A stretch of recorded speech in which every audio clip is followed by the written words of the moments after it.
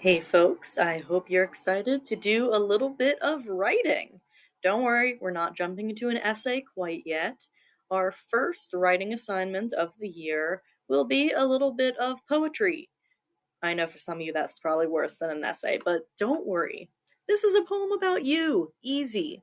In zero point 0.4, you're going to be writing what's called an I am poem, a very simple, short poem that starts to express a little bit of who you are. The I am poem is meant to help express yourself as an individual. What matters to you? What's important? What should people know about you beyond what they can see just by looking at you? There are different types of I am poems. Some people really like poetry that follows a really strict pattern. The lines are all the same length, it all rhymes, or they like it starting off the same way. And there will be some templates if you'd like to use that kind of structure. You can also do a freestyle I am poem where you're off the book. You're making up your own rules as you go.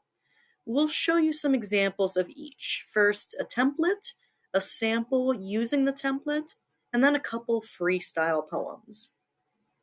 So this is one possible template for an I am poem. You start each line with I blank.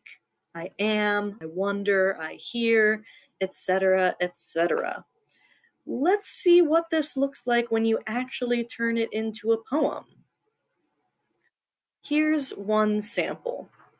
I am confused and alone. I wonder when someone will realize that I am only pretending. I hear distant buzzards cawing.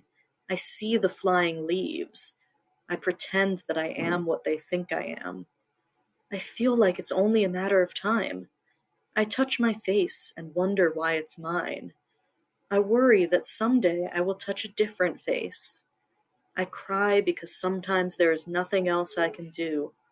I understand that life is finite.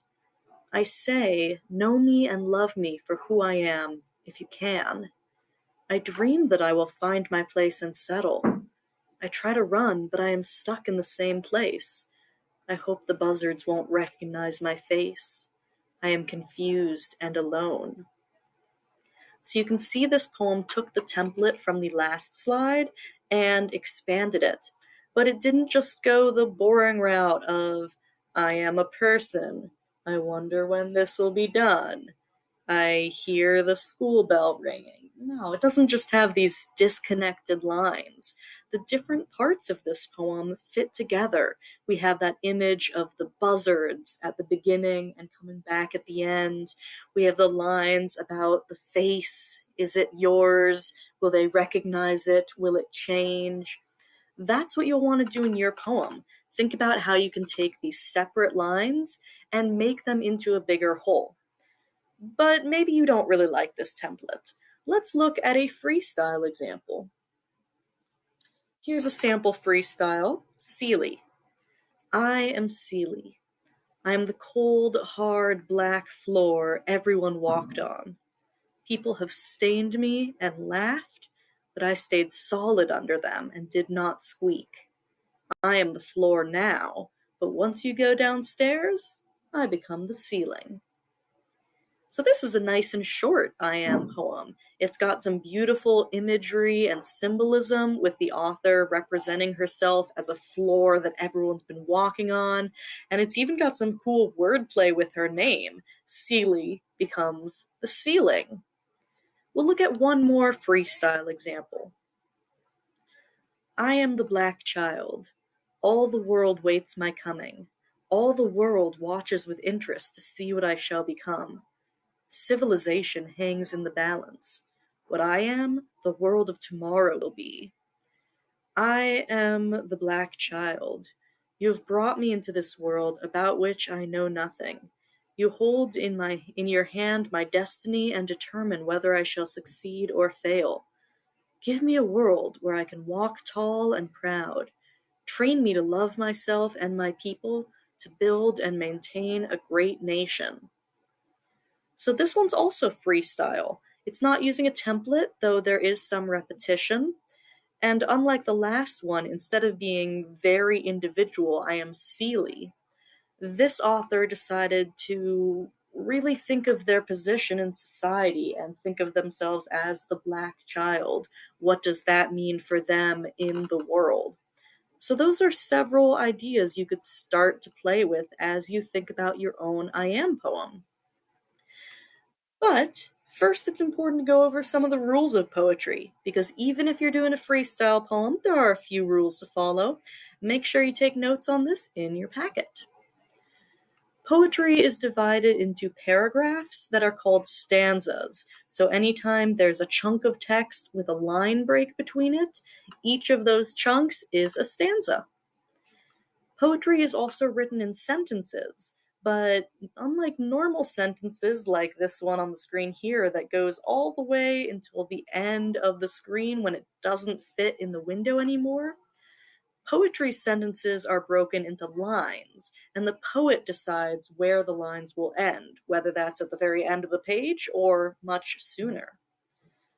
Poetry also has a rule where you capitalize the first letter of the first word of every line, and the margins, the space on the sides, are the opposite of prose, and prose just means any writing that is not poetry. So you can see on this slide, which is prose, it's not a poem. If you look at that last bullet point, poetry is capitalized, but in the next line, letter isn't. In the line after that, R isn't. Normally, we don't capitalize the first letter of every line, but if this was a poem, we would do that to show where the new line is starting. And finally, poems don't have to rhyme. Many of them do, but it's up to you if and how you want to use rhyme in your poem. One last thing to keep in mind, focus on the figurative over the literal. So, what does that mean? Poetry has both a literal meaning and a figurative meaning. The literal is exactly what it says. I can say, this is an ID, and that is literally true. No one's going to argue with that. Figurative is when it means more than just what it said. I'm hinting at something, I'm suggesting something, I'm making connections that aren't obvious. If I say, this ID is my identity, well, I mean, it literally has my name and face on it, but I'm suggesting that it represents me in a way. It's more important. If you think back to that first example, the literal would be I worry, I am afraid, I cry. But the figurative would be I worry that the buzzards will recognize my face. The author's not actually worried about some birds recognizing who they are, but they're using this language to suggest a feeling of unease and discomfort with their own features.